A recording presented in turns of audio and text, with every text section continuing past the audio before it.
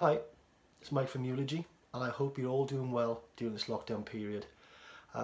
It is frustrating for us all because we can't do gigs. I know lots of guys that I talk to in bands are absolutely chomping at the bit to get out there back on stage playing our music. But we've got to bide our time, and one thing that we're doing is playing our music from home and enjoying it that way. So I've been asked by a few people now to put something out there, and I was considering doing maybe something around guitar technique or playing, but one thing I get asked a lot in shows is about my tone and my setup. So I thought I'd take you through that today, talk about my guitars, my amps, my effects, etc, etc. So hope you enjoy it.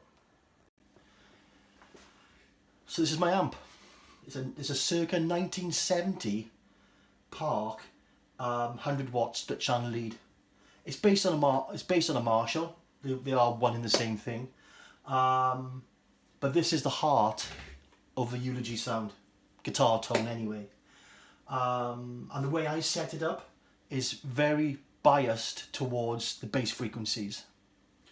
So if I just take you through my current setup here, the edge is off, even though you can't see. I have the indicators come off. That's right off. The bass is full up. If I could go to 11, I would on this. My EQ is not a scooped EQ like most rock guitarists.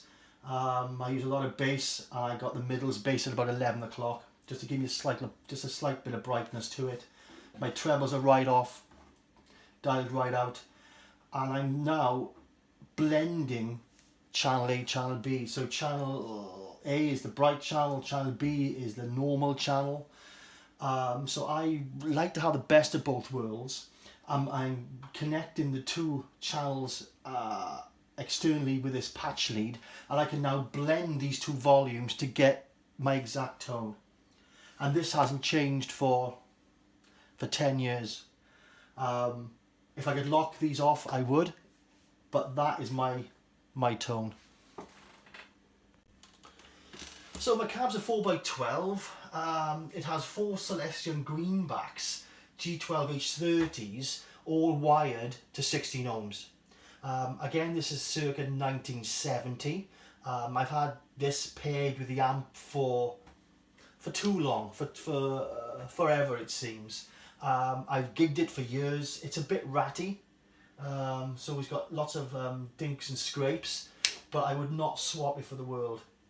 The only one drawback, it probably weighs about 2.5 tons, so it normally takes at least two members of the band to drag this into venues. But again, matched with the amp, this is an absolute piece of perfect kit. So for my effects, I've just gone bomb-proof. We do so many gigs now. This for me is really easy to set up. It's almost plug and play. I have in the past used individual stomp boxes for my effects, but they were just, sometimes they'd get to a point where it was just a pain in the backside just to maintain the patch leads, etc, etc. So this is a Line 6 Pod HD500. It's far from the newest bit of kit, but I've had this now 5 or 6 years, and it hasn't let me down. The way I use this just to push the amp so it breaks, so the sound breaks in the amp, trying to use the tone of the valves. So my tone from the effects, from a distorted point of view, is not that great. And then something I absolutely love is the Morley wah. Again, like all my stuff, this has been knocking around for years. I've used Crybabies, I've used the Line 6 wah, but I keep coming back to the Morley. It's an absolutely fantastic piece of kit. Beautiful sweeping tones when you actuate the wah. It's fantastic. It's also got a boost function, so when I do go into solos, it lifts it slightly. So from an effects perspective, very, very basic. So it's over to guitars, and as you can see, I've got many guitars in the room. Some guitars I like to play in the use in the studio, some guitars I use live, or a combination of both. As you can see, I got a Les Paul here. That was my guitar of choice for absolute years, and that one has been gigged to death.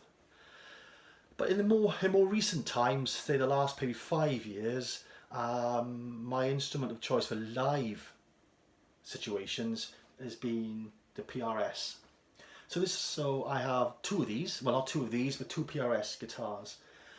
This one is a Custom 24, pattern regular neck, nothing out of the ordinary. It's loaded with the 5815 pickups.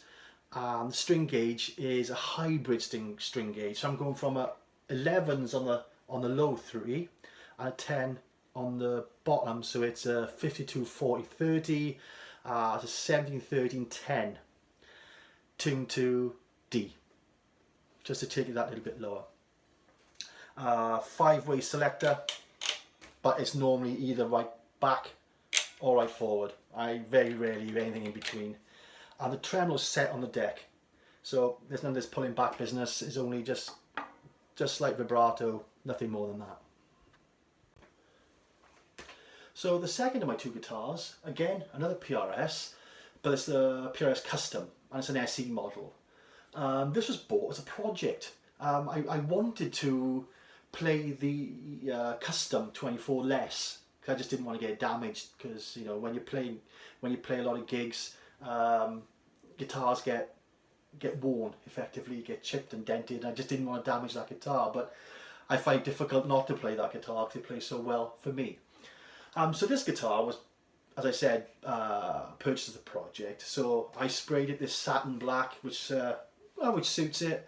And then I worked with a good friend of mine, Wyn Jenkins, down in Custom Guitar Works, and he modded this for me. And if you've seen some of my stuff on Instagram, you've just seen the whole process of the build of this guitar.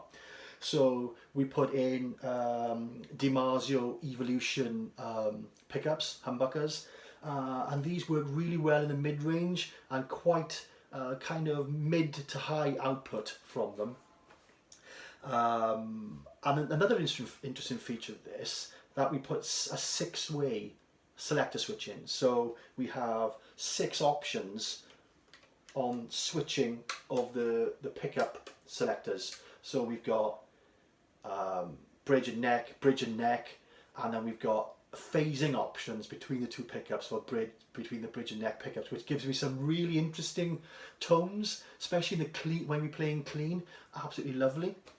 Again, the tremolos on the deck, there's no upward pulling on this. It's just when I play, it's never dive bombing or screaming. It's just slight vibrato, and that serves me well. And this one comes with a crow motif. I'm not sure if you can see that. Yeah, there it is. And this was just to help promote our EP Memento Mori, that was based on one of the songs there. It's called Corvid, which is a crow.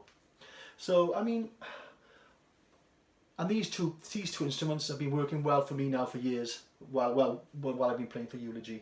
So if you come to see us, you will actually see me with one of these two guitars, but both will be there with me.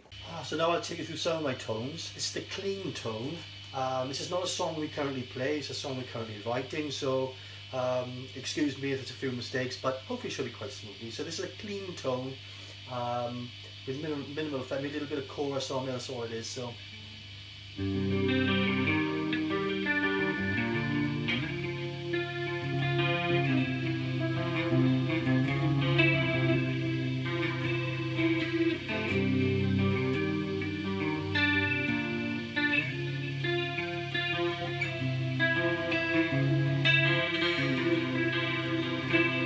So now I'm going to demonstrate to you some of the higher gain tones I'm going to use. This is my general rhythm sound, and this is for a song that we're currently writing.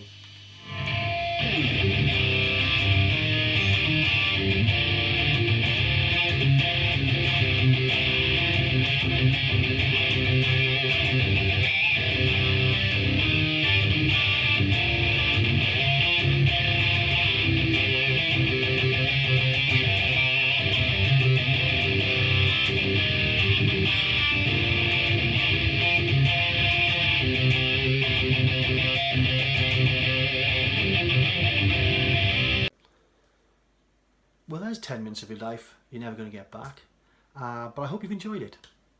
Eulogy, I'm not doing shows at the moment because of lockdown, but as soon as we are, I hope to see you all come to the gigs. Take care, everybody. Bye-bye.